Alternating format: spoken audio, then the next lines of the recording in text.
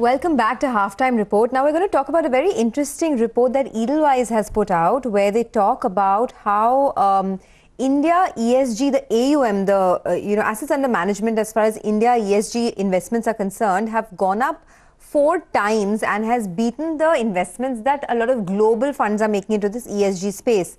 So global sustainable investments have grown 15% to about $35 trillion. And compared to that, India stands out. The domestic ESG AUM has surged by 4 times to $1.6 billion with 8 new funds. We're still at the nascent stage, according to Edelweiss, but let's get Jal Irani of Edelweiss Financial Services to tell us more. Jal, good afternoon and thanks for joining in. If you can just summarize this report for us, because, ESG is a theme that has played out for very long now. So what's new? And from a retail investor standpoint, how does one benefit?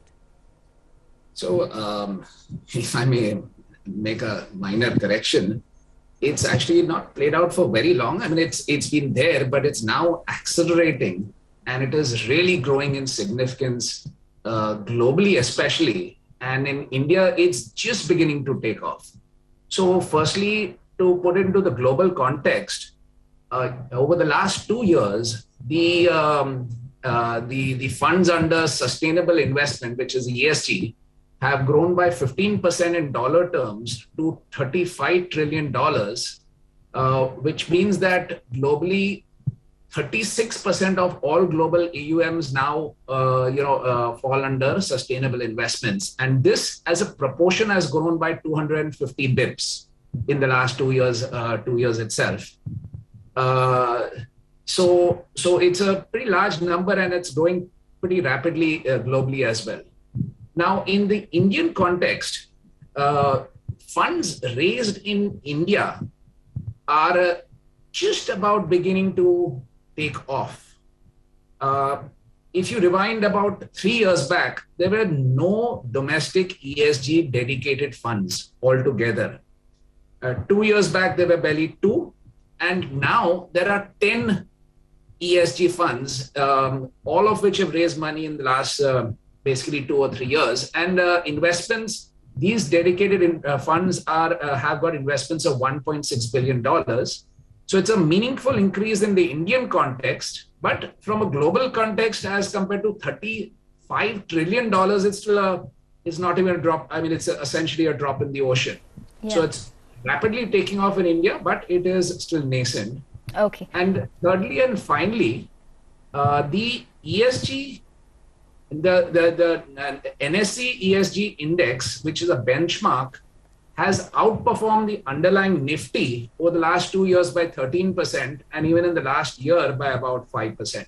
So it shows that investments locally as well in ESG funds have been paying off materially. Okay. Jal, welcome to the show. Firstly, your check itself reveals in the report that out of the 10 funds, 8 have just been launched in the past 1 year. So Absolutely. If we have to compare ourselves, say on a global benchmark to the likes of Europe, US, Japan, and the others, how much more do we have in terms of development when it comes to ESG, and how much of an opportunity do you think it could be, and by when?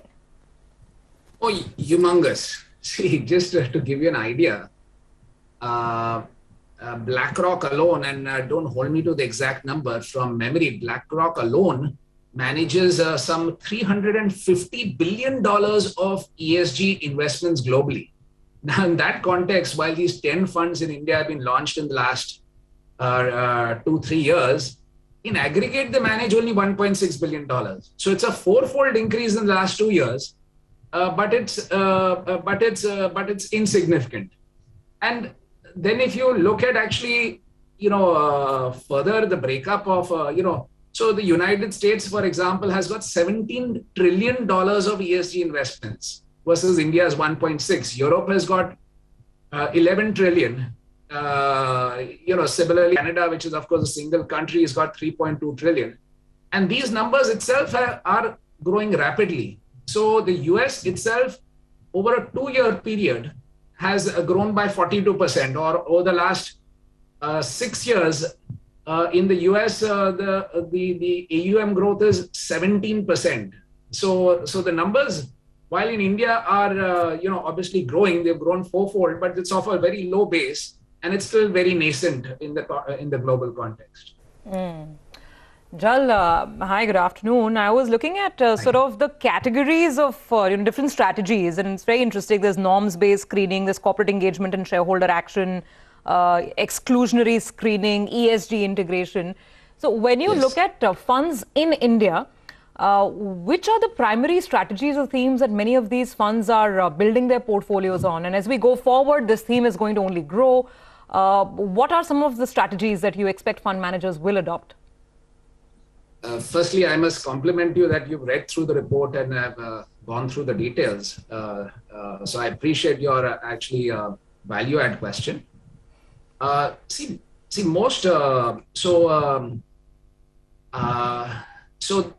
most of the Indian funds are essentially ESG integration. Now, as you mentioned, there are 7 broad strategies. The earlier, 2 years back, the largest and simplest strategy used to be a negative or exclusionary screening, which means that if you are in a gaming stock, if you are in tobacco, alcohol, defense, then potentially the funds either won't own it or will own a significantly smaller proportion. Now, in the last 2 years, even globally, the negative screening pool of money, although has shrunk very sharply by 22%, while ESG integration has grown very rapidly in the region of about 40%. And what that means is that the market is beginning to mature, where you look at the ESG specifics and you integrate bottom up how companies are performing, for example, rather than just a broad brush screening. The good thing is that most funds in the Indian context have launched with ESG integration straight away, and not just a simple negative exclusionary screening process, basically. Okay, Jal, we'll leave it at that. We would have loved to chat some more, but we have, unfortunately run out of time. Thanks a lot for joining us and giving us your view on that fund. So that is the latest as far as the ESG Edelweiss report is concerned. But a lot of opportunity, by the way, in India for that. But let's do one thing. Let's take a quick commercial break on that note. On the other side of the break, we will get talking about commodities. Manisha Gupta joins in with Kishore Nane of Motilal Oswal Commodities. Stay tuned.